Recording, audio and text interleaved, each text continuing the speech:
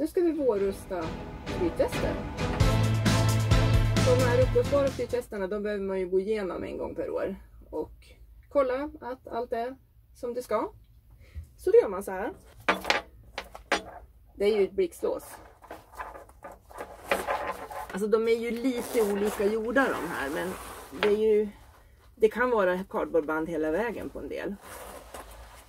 Så, men då öppnar vi. Här hittar vi själva hjärtat. Då finns det dels en svart patron. Den skruvar jag bort nu. Då står det här Replace by 11 2022. Så att den funkar ju i sommar. Sen här sitter det också den här tryckluftspatronen. Den skruvar vi också bort. Så. Den där ska vi väga om en liten stund. Men nu vill vi veta om det är så att själva det här som ska blåsa upp sig, att det verkligen är tätt. Så att det vore himla snopet om allting funkade men så åkte luften ut genom den här. Så alltså blåser vi upp den med den här ventilen som man kan använda som en nödupplåsning om det är så att den automatiska upplåsningen inte har funkat. Man kan ju också släppa ut lite luft här om den har blåst upp sig automatiskt och man tycker att det är liksom för trångt.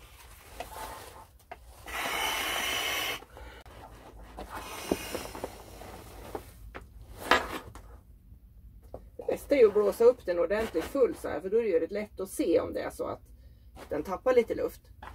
Så nu får den här ligga ett tag. Under tiden tar vi fram köksvågen. Det står på dem vad de ska väga. Det brukar vara runt 140 gram någonting. Den här ska väga 141 gram. Syns det där på den här inpräglade texten där. Så då ska vi se om den väger det. Den här väger 108. Det är nog inte alldeles okej. Då behöver den här bytas ut. Så här ligger alla flytvästarna. Nu är det nästa dag. De har legat upplåsta strax ett dygn. Så de verkar ju kunna hålla luften allihopa. Så det var bra. Då är det dags för nästa steg. Nu ska vi ta ut luften ur de här. Och då är det via den här lilla pumpen här som vi blåste in luften igenom. Och det är bara att stoppa in sitt finger där och försöka klämma ut så mycket luft som det bara går. Det är väldigt svårt att vika ihop den om man inte har fått ut all luften. Nu tror jag att jag har fått ut all luften. Och då ska den här vikas enligt ett system som finns markerat på själva de här gula ballongerna. Så jag börjar med att släta till den.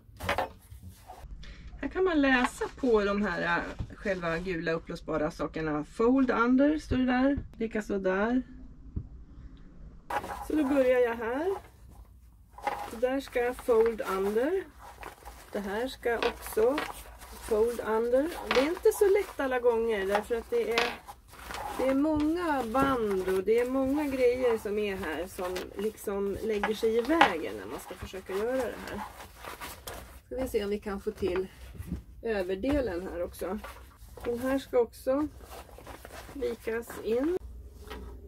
Jag brukar försöka kolla så att inte sådana här hörn där man har alltså vikt ett hörn, att inte de kommer på exakt samma ställe varje gång. För jag tänker att det blir väl en del slitage just här.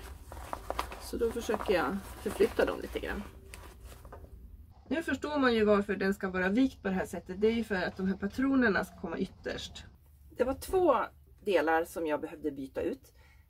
Den ena av de här tryckluftsgrejerna, den vägde lite för lite någonting, så då behövde den bytas ut.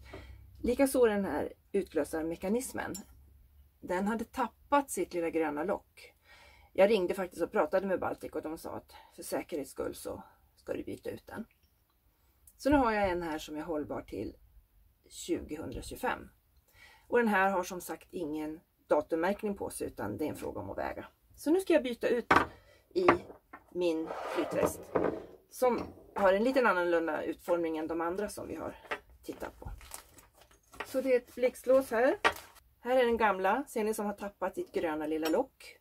Så därför så sätter jag dit den nya nu. Och så byter jag ut den dåliga som jag har satt ett litet kryss på för att jag inte skulle blanda ihop dem.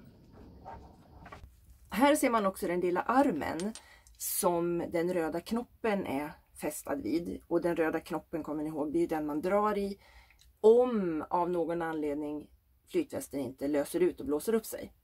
För då är det ju sannolikt den här delen som har fallerat av någon anledning. Och då kan man alltså manuellt sätta igång upplåsningsprocessen med hjälp av att rycka i den här. Så den ska man ju inte rycka i onödan nu då förstås. Så sitter de fast. Den här får en liten mössa. Så. Och sen den där röda ska ju hänga ner. Så nu är det alltså dags att dra igen blixtlåset. Får man hoppas att man har vikt ordentligt. Sen är det ju bra om den här lilla röda pluppen som hänger på den här sidan där patronerna är, att den faktiskt når ut, så att man kan försöka förskjuta hela den här gula ballongen så det går att kunna komma åt den utifrån.